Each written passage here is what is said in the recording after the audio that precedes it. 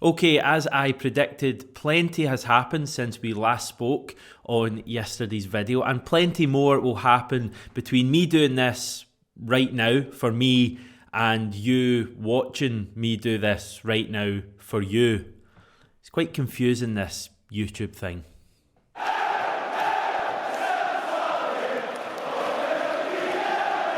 If ever we needed some evidence that Celtic are back for the new season, it arrived yesterday, and it came from our very own John McGinley, who tweeted his first Ange quote update of the season. That is the surefire sign that Celtic are back. Ange was speaking yesterday to Celtic TV on the first day of pre-season. I did mention this on yesterday's video. One main thing that I wanted to speak about was Ange talking about the appointment of Harry Kewell and saying it was really important when the players came back. They understood nothing stands still. There's a constant evolution. Seeing a couple of new faces in the staff will help that. It just feeds into everything that I've been saying over the course of the summer. I was really pleased when Ange came away with that yesterday. For as good as last season was and the amazing memories that will stick with us forever, you get the impression that it's not going to be mentioned anymore from Ange, from the players, from the coaching team. It's all about progression now and looking forward. And I was also thinking earlier, the closest thing that we probably have in real recent Celtic history, the last decade or so, to last season, was probably the invincible season under Brendan Rodgers. I know we won all 3 trophies that season. I know we played in the Champions League group stage. I know we went unbeaten domestically. We didn't do any of those things last season under Ange, but it just felt similar in terms of the buzz and enjoyment of watching Celtic play every single week. But I think there's real differences. I think when you look back at that invincible season, that was almost the pinnacle for that Brendan Rodgers team, and it almost felt at that stage after we beat Aberdeen in the final, and yes, we were all buzzing, it almost kind of felt like that team had reached the peak, and yeah, we could maybe have got some more points in the Champions League or gone far in the Europa League, but it didn't really feel that the team could achieve or certainly surpass their achievements of that first season. How do you back up a domestic campaign when you win every trophy and don't even lose a game while doing it? Whereas it feels very different to me, this Celtic team under Ange. Yes, we achieved amazing things last year. We won a double, the league especially was, an incredible achievement, but you feel as if that was just the springboard for Celtic to go forward now under Ange, and it remains to be seen how much we can achieve. It's almost to me just how much we can improve in those really big moments as a team and as individuals, and yeah, I'm mainly talking about Europe there. I think that's probably where this team will really be measured going forward. But just going back to my original point, there's just so much more to achieve under Postecoglou. It just feels like we're just getting going again, and there's not going to be any more mentions of last season. It's all about what happens from here on, and I just think that's great. It's a great message that he's sent out all the way back from Trophy Day with that speech, and he's backed it up as well. And bringing in someone like Harry Kewell, I think, just sends that message out to everyone. He also mentioned that Harry Kewell has Champions League experience, which I think was an interesting mention from Ange. And also that he feels that with Harry Kewell being a former attacker, and I believe more of an attacking specialist coach, which you would certainly assume would be the case given that he was a former attacker, it brings more of a balance to that Celtic coaching team, with Stephen McManus, a former defender, dropping out a little bit. Obviously John Kennedy in there as well. Ange, I think, was a fullback. Gavin Strachan, where did Gavin Strachan play? I'm going to do this live. I am going to guess Gavin Strachan was a fullback. He strikes me as a fullback. Did he even play? Scottish former professional footballer. Current coach and sports journalist. Sports journalist? Someone's been at it in Wikipedia. Midfielder, apparently, according to Wiki. Played for the likes of Coventry City, Hartlepool, loan spell at Dundee, loan spell at Motherwell. Midfielder, apparently. So again, it kind of feeds into, it's good to have an attacking coach. Sorry, I went really off topic there. Ended up in very nearly ended up in a bit of a Gavin Strachan rabbit hole, but I'm glad we got out of that. Great to have Harry Kewell on board, and really interesting to hear from Ange Postecoglou yesterday. He will not set specific targets for this Celtic team next season or any season. It's not the way he does things. It's all about the journey for him and constant improvement. Served us very well last season. Let's hope for more of the same next season. By the way, while we're on the topic of this, we noticed a lot of comments on yesterday's video. People coming back and saying stuff like, "Oh, it's great to have you back, Hamish. Oh, how did I get through the summer without you?" I've been doing this every day over the last 6 weeks since Trophy Day, with the exception of 1 week I had off to go to Amsterdam. Where have you been, is the real question.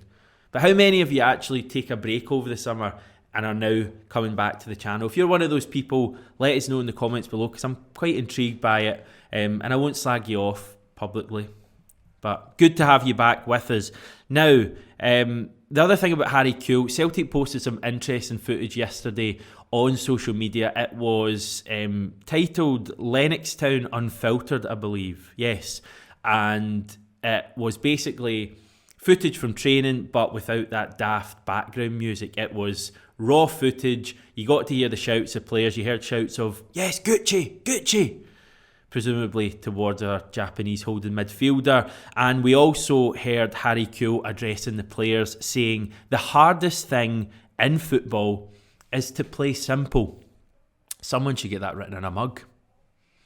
But one thing I really wanted to mention on today's video was Jordan Larsson. Yesterday I did mention that the club were looking at another striker. I can't remember the exact quote, but it was paraphrasing, we're far down the line on that. We're progressing in terms of being able to bring in another striker.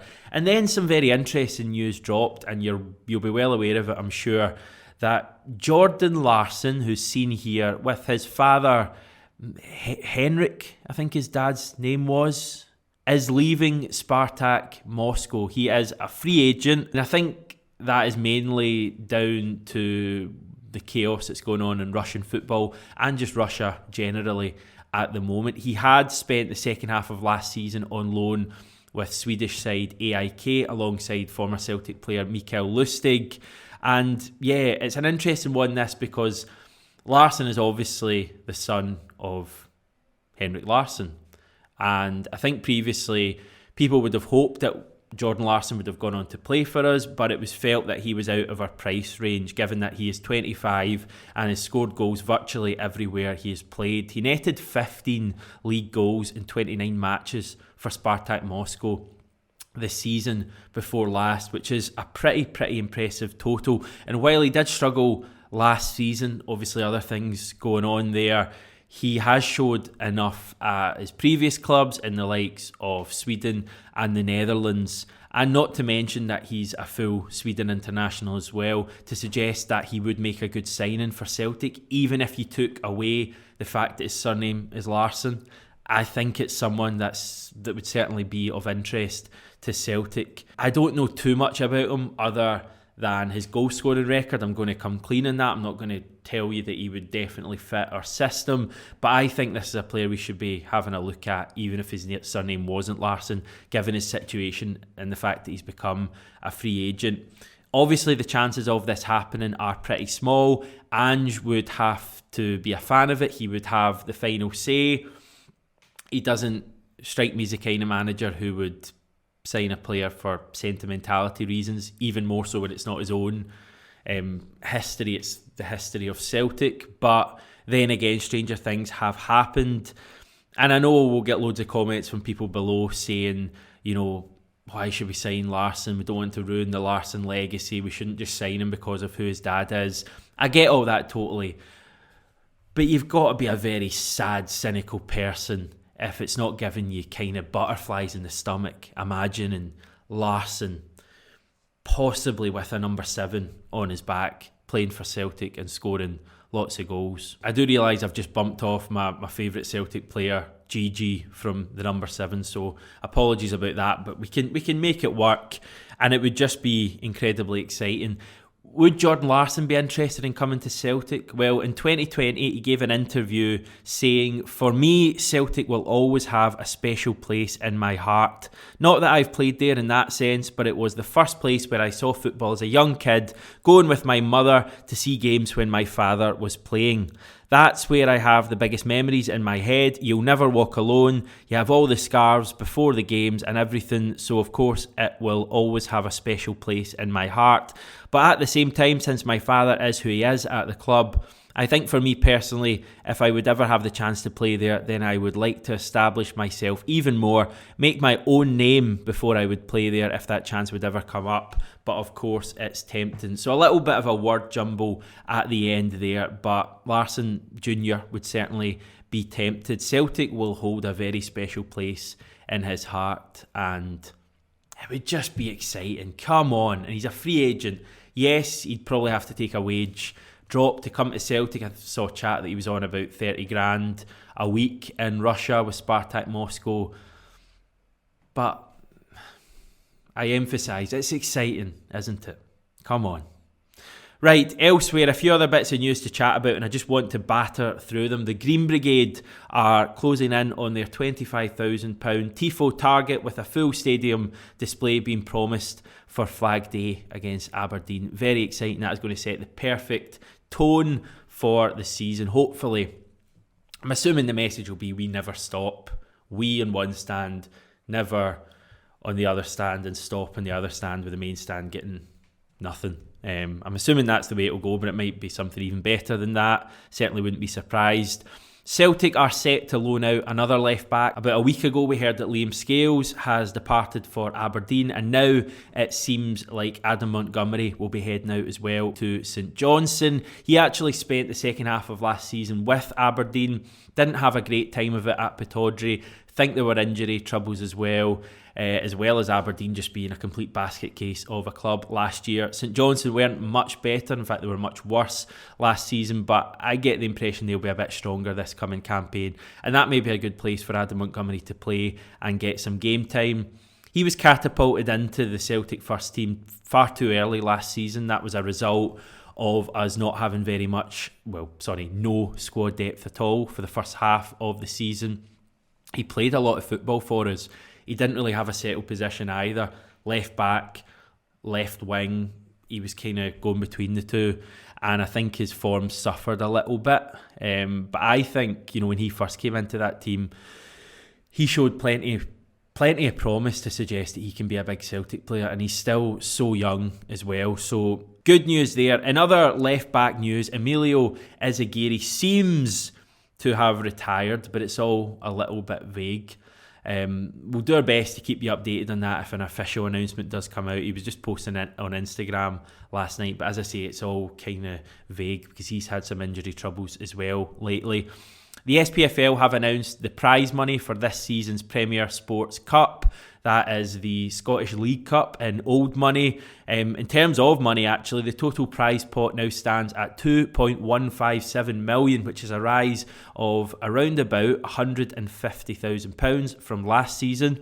If Celtic can win the trophy again this season, which would be the 6th season out of 7, we'll scoop a whopping, wait for this, £350,000, which is around about a seventh of what we'd get for one Champions League group stage win. So not huge money, but it's never about the money domestically with Celtic. It's about the prestige, and it would be amazing to get that League Cup in the bag again. Slightly different this year. The League Cup final isn't until 2023 due to the World Cup, pesky FIFA ruining all our dreams again. So the whole Scottish season is going to be very disjointed this year. We've got VAR coming in halfway through.